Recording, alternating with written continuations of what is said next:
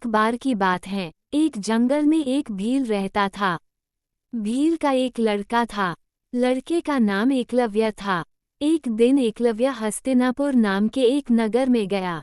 हस्तिनापुर में द्रोणाचार्य के सामने जा पहुंचा। उसने बड़े आदर से गुरु द्रोणाचार्य को प्रणाम किया।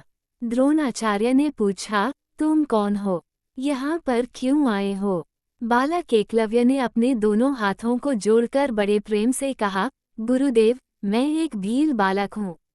मैं आपके पास रहकर आपसे धनुष विद्या सीखना चाहता हूँ। द्रोणाचार्य बड़ी चिंता में पड़ गए, क्योंकि वे तो हस्तिनापुर के राजकुमारों को धनुष विद्या सिखाते थे। वे उस भील लड़के को कैसे धनुष विद्या सिखा सकते थे? गुरु द्रोणाचार्य कुछ देर उसकी बातों के बारे में मन ही मन सोचते रहे। फिर उन्होंने कहा, बालक, मैं तुम्हें धनुष विद्या नहीं सिखा सकता। मैं केवल उन्हीं बालकों को धनुष विद्या सिखाता हूँ जो ऊंचे कुल के होते हैं। बालक एकलव्य के मन में दुख पैदा हुआ, पर वह निराश नहीं हुआ। उसने गुरु द्रोणाचार्य को प्रणाम करते हुए कहा, गुरुदेव, मैं तो आपको अपना गुरु मान चुका हूँ। कृपया आप मुझे अपना आशीर्वाद दें। बालक एकलव्य वहां से लौटकर अपने घर नहीं गया। उसने धनुष विद्या सीखने का प्रण किया था। वह सीधा हस्तिनापुर से वन में जा पहुंचा। उसने गुरु द्रोणाचार्य की मिट्टी की एक मूर्ति बनाई। उसने उस मूर्ति के सामने धनुष विद्या सीखना शुरू कर दिया। धीरे धीरे कुछ वर्ष बीत गए। एक समय ऐसा आया कि एकलव्य ने धनुष बाण विद्या में महारत हासिल कर ली। कई वर्षों के बाद एक दिन द्रोणाचार्य अपने शिष्यों के साथ निशाने के अभ्यास के लिए उसी वन में जा पहुंचे। उनके साथ एक कुत्ता भी था। कुत्ता उन सब का साथ छोड़कर उस स्थान पर जा पहुंचा जहां पर बालक एकलव्य मूर्ति के सामने बाण चलाना सीख रहा था। एकलव्य को देखकर कुत्ता रह रहकर भौंकने लगा।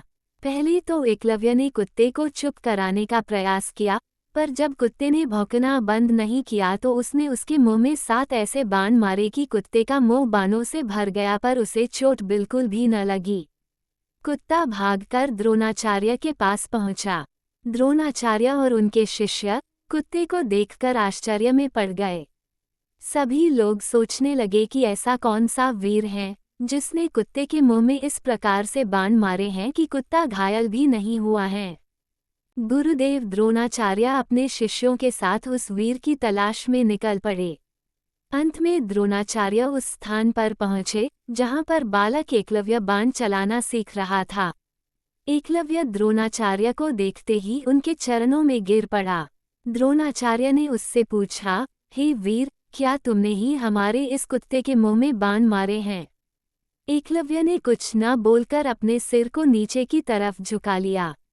द्रोणाचार्य ने दोबारा फिर से पूछा, क्या मैं जान सकता हूँ कि तुमने ये बाण विद्या किससे सीखी? एकलव्य ने अपने दोनों हाथों से मिट्टी की बनी हुई मूर्ति की तरफ इशारा किया। द्रोणाचार्य ने मिट्टी की मूर्ति देखते हुए कहा, पर ये तो मूर्ति मेरी है।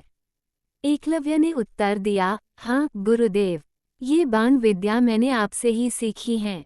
एकलव्य ने उन्हें याद दिलाया कि वह एक दिन उनके पास बाण विद्या सिखाने का प्रस्ताव लेकर गया था, पर उन्होंने अस्वीकार कर दिया था। तभी से वह उन्हें अपना गुरु मानकर बाण विद्या सीखने लगा, इसलिए वे ही उसके गुरु हैं। द्रोणाचार्य प्रसन्न हो उठे। वे मन ही मन कुछ सोचने लगे।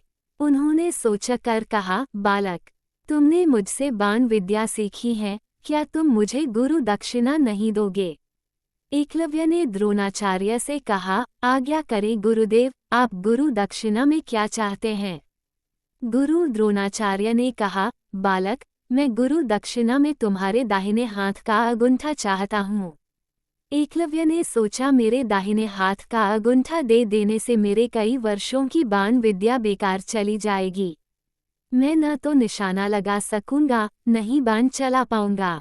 वह बहुत ही असमंजस में पड़ गया कि मेरे गुरु ने ये कौन सी गुरु दक्षिणा मांग ली। लेकिन उसने सोचा, मुझे गुरु दक्षिणा तो अवश्य देनी है। एकलव्य ने हाथ में तलवार ली। उसने तलवार से अपने दाहिने हाथ के अंगूठे को काटकर द्रोणाचार्य को दे दिया।